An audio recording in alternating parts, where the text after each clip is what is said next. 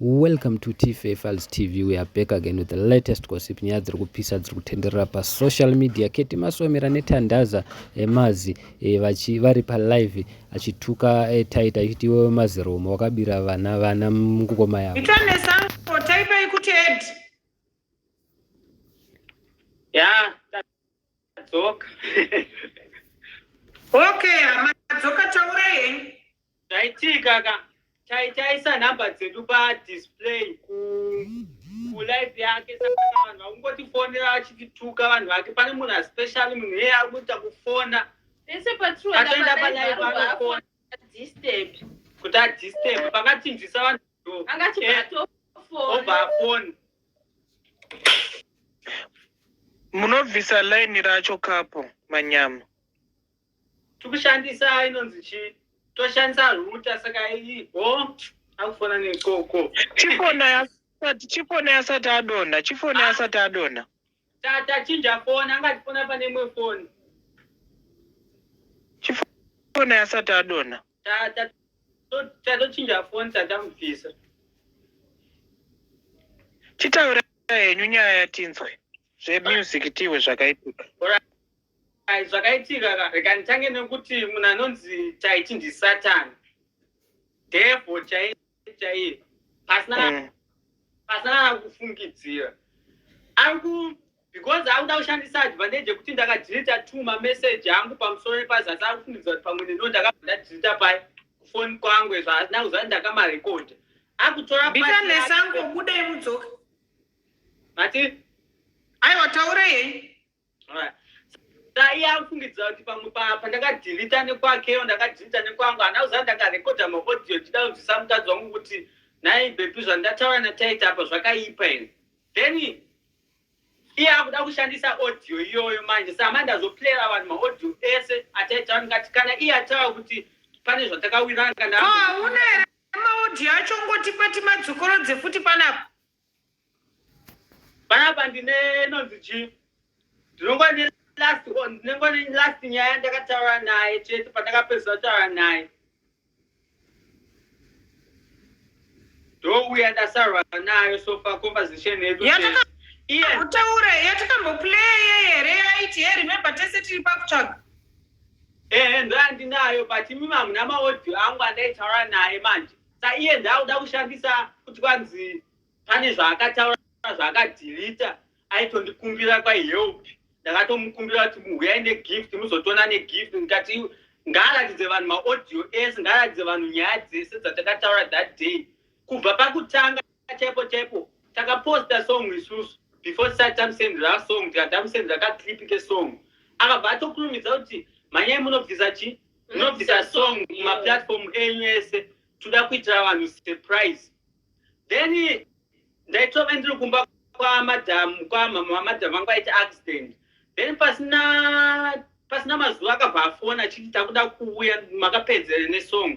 Sana ndati handichakwanisi kupedzisa song because pane kunhu kwandaenda pandokona kudza mukoma wangu ari kumba vangoisa chiflow pane vhesi rasara. Abati hatisi kuda umwe munhu tikuda iwewe kuti upedzise song wega. Then ndikabva ndafinisha song ndikatosacrifice kubva kumba kwemurwere ndidzokera kumba ndopedzisa song. Ndasvika kumba ndanopedzisa song. Ndapedzisa song yana ndamutumira bati achazondiudza kana akuiita sei akuireleasa. In the middle of nowhere, ndakutoa vanhu vakutondifonera after 2 days. Ani mwana munhu ari kufona akufungidza ndosemfoni akuda kuvhiringidza live akufungidza ndosemfoni iri palive. Ko chimbomudaira kana ikola mudereka tinge zvari kuda. Mirai muwe. Tora namba dzedu tapa vanhu namba live. Taura tiyo.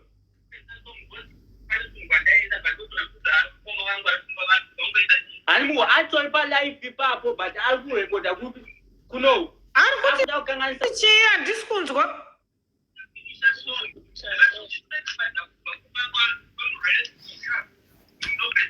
ari palive ari kutotiona palive saka zvatikutaura kudisturba live kuti tisataure palive. Nditaiti Ndiani munhu ari kufona uyu? Nditaiti. Munomuziva? Pambotaura ndanomuteerera pepe mukadzi. I think njewewe anova comment section kweda chideta itindodonha naye chichi. Pese patikuenda palive ari kutofona ari kuinza ndosemfoni iri iri palive overkanganisa live. Saka nditaite here ari kufona kuti musaexpose zvaakakuitai. Ame hatichaziva because iye taiti apa vanhamba dzedu zvikanzi nhamba dzanatandausa mazizi itai zvamunoda nadzo. Vapawo futi nhamba dzenyu. Dai futi kumapurisa batai more boys mudzwe kuti munomumangara sei. Atanga apadza more boys akupa dzaanzani dzavhaisa futi dzedu. Nhamba dzatandaza mazitai zvamunoda nadzo idzi zvirapa idzi. Manje isusu one thing chatida kutaura about Mr. More Boys Net. Mr. More Boys Net palive yavo vakataura kuti vada kusanganisa makapo ese. Then kutaura kwavaita nanaTight vaida kuti makapo asangane ngavasazvione sevari special. Mr. More Boys vanotaura ne-every couple vaida kuti makapo asangane vaida kuti sanganisa tese vataura kuti kunananyati nanaTight nemamwe makapo ari munomo vada kuti sanganisa tese. Saka iye ngaasafunga kuti ari special nekuda kuti Mr. Boys vakati vakuda kumuona hapana chavari kuda chiri special kwaari kuti ari kungotita kuti tive unique. So ngaasafunga kuti ari special Tight nechinhu chake chaanoda nacho ichocho. Palive pacho ka akuti hanzi takavarova necopyright pavidhio redu rangwa nesusu because vakaposta vidhio redu tisina kutenderana. Song yacho yakaita kuti tiuye isusu tichitaura nyaya vanaTight kuti vakadai vakatirwa necopyright pasong 3 times havana kutoitaura nyaya. But still same people anga vari kulive yavo patavhura live vauya vakatanga kutituka vakatanga kuti dii but nyaya yacho yesong haana kutoimentiona kuti ndakaicopyright. Akati copyright almost 4 copyright pavidhio racho rake raakutaura iroro that's pasong because song takaiposta ka3 kuYouTube kwedu proof takaiisa itoratidza kuti paclaim macopyright mangana apa ndo yatakaposta kupage redu. Sa iye akuda kuposta neproof yekutoti copyright yekuYouTube it's not one copyright and zoti vanhu sei vasingade kushandisa pfungwa. It's not one copyright takapuwa 3 macopyright naTight. Tight ngaabudise nyaya yese kana achiti suti wrong tambomurequesta tikati tijoine live yake arequest kana iye achizvitemba kuti ane proof yekuti tikumunyepera ngaajoine live tambomuudza futi kwedu tikabatarequesta kwake tikatikwidze aramba. Ayo uya ane utsinye imbavha mumuripote kumapurisa kana muri kuwana mathreats anything happen to you igarai vanotaura kumapurisa. Apa vanhu isu tine mafans edu anoda kutiona and tatisina problem naizvozvi but izvezvi akutange vanhu ane utsinye because izvezvi hatichatrasta anyone because apa vanhu nhamba dzedu vavengi vedu vanenge varipo vanenge vachiona chipa nhamba dzedu. Munhu anotaura nesu kuti gasida kukuonai tirifanire tunosangana tunopinda pama1 nekuda kwaTight.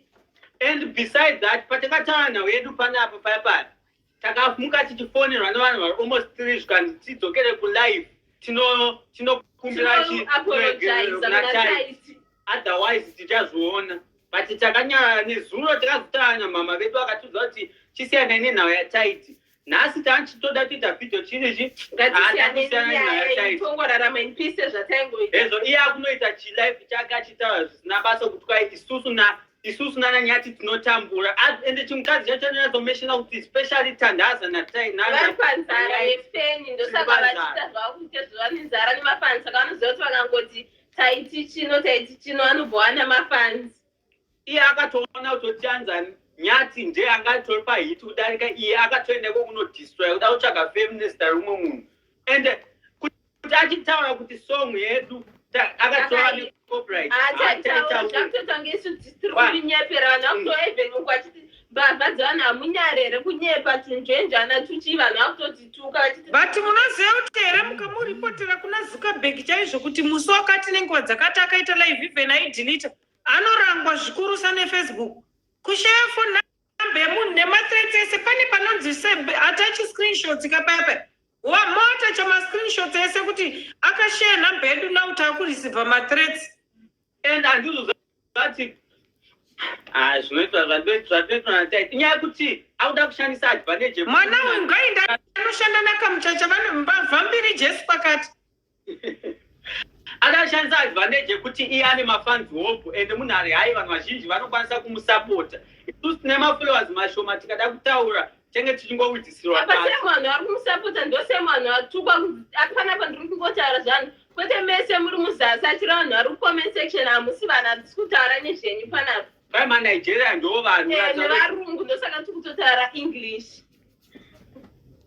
inotondeza ndechekuti isusu patakaita agreement yesong handambobva ndati kuna taiti all song iyi enda unoita zvaunoda nayo kana kuti chii we did song apa ati achatipusha taiti akati achatipusha but handambobva even hambesi kana link redu kana kupage kwake saka asi besides song yamakaisira taiti mune mamwe masong here ndo yaive yekutanga tine masong hoko but nyaya yekuti song iyoyoka ndo song yanga iri pahit 1 ndo song yakaita mbiri izvo zvanga tasina basa nazvo but kuzouraya YouTube yedu manje kuti anoclaima copyright akadi kutudza kuti ndichakupushai then ichi muregere kuposta song yangu hatinamboitirana agreement yekuti song yako chitipusha but ndo zvanga kutaura kulive kwake kuti isusu takavapusha for free saka song yanga yedu toita zvatoda nayo song yandakaindira mustudio then ndikabvisa mari yangu tikaenda kunovaona tosibisa kuti nopedza song because ndatakatogara kubhadhanzirwa beat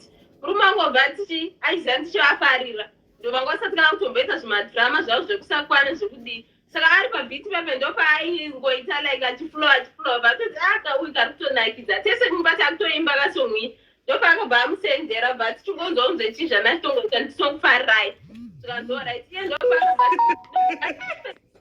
pane comment yanyorwa mucomment section vanhu vari pano futi aiwa but nai guys so mati mune ningirikiri mamwe masong amakaita asinei nataiti obviously song yataiti chero ini ndikaitira taiti song inogona kutopisa zvekudaro especially aikaiplaya because taiti wacho mazana ari kupisa zvake ari patop dhimo yati kutomutaura taiti dhimo vanhu vachinomufollowa okay saka inini hangu zvandari kuda kutaura tombotarisa way forward munaimba zimudhenzo gospel kana kuti munongozanganisa ndoimba afro music negospel like azimudhanzi are not good in it tongoti maafro okay aiwa saka page renyu kwamunouploada masongo enyu kuyoutube rakanzani rangonzi tandaza mazi kwese kufacebook tandaza mazi kuyoutube tandaza mazi kutiktok tandaza mazi munaimba neenglish here kana uneshona kana unendevere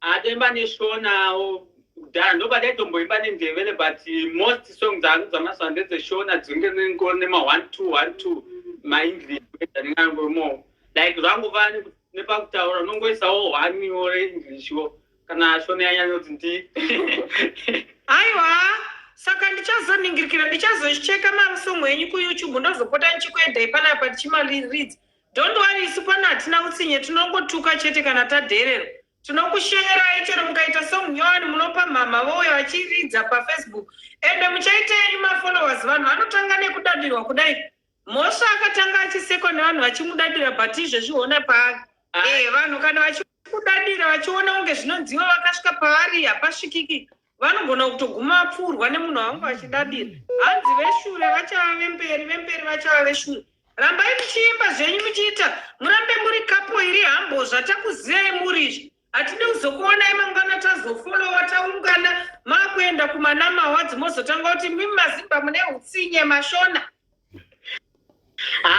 kusagwana kwekuya ndanga nditotaura makuseni nanyati chitiona chi isusu mafans like ndo mafans akafanana nemacustoma it's always right namwe kakuti chi always right because totofanira kuita zvinhu zvinofadza mafans kwete kuita zvinhu zvinofadza isusu before isusu tofanira kutanga taisa vanhu vakutiona vanhu vakutisapota ta zviri right here zvikuvafadza here kana manje tikavatuka tozofollowa nani we make sure all the time kuti tikaita chinhu tinotorumbidzwa ende torumbidzwa mafans edu zvafanana baba tinenzo yedu nyuwani iripo yatakaimbira vananyati ikafarwa nevanhu singaite nzo yenu tofarwa kuimbira vamwe vese koma mamu waimbiri sei koiwe nhai muroro utenzewo kuimbira amweni asi amweni vakapenga vakatuka havasisiri mai iri kuuya nyaya yekuti zvandakutoona kuti vanhu vese vakaimbirwa masongo kunze kwangu guys nyaya yekuti tinonzi taiti takaimba cheka takaimba nzvetaitiona nyati kuti kotiana shuwa munhu ane miromo yakakura seya taiti achiwana songo koininga ndine mhanza wowani vedu vemakadi kungoipawo kuti nemhanza yamama asisi keti ine mhanza ndosheyawo zvendoridza palaivi ndoti mama tinokuimbira nyaya yekuboti kustudio wataenda mazuva ano pane zvakaitikawo nekombiyuta but pangogadziriswa zvinhu totaka kuimba nyaya yekuti vana nyati patakaimbawo nyati akatozoti hakoma tindazi ndokumbira kuti mutimbiro one song sinzi makambotaka kuzivaiwo nenziyo yataiti chitokumbirawo chititi saka ine kana muchiimbira munhu song mune muchitaura nezvake nezvaanoitera. No, we choose kuti munotaura imimi kuti muda kuimbirwa nezvechii. Zvinoinini mashoko angu andinotaura kamunogona kusawirirana nawo. Imimi togona ngopinza kuti kana kuti mamaketi anopedzera tichataura zvakawanda. Kantatopeta vanhu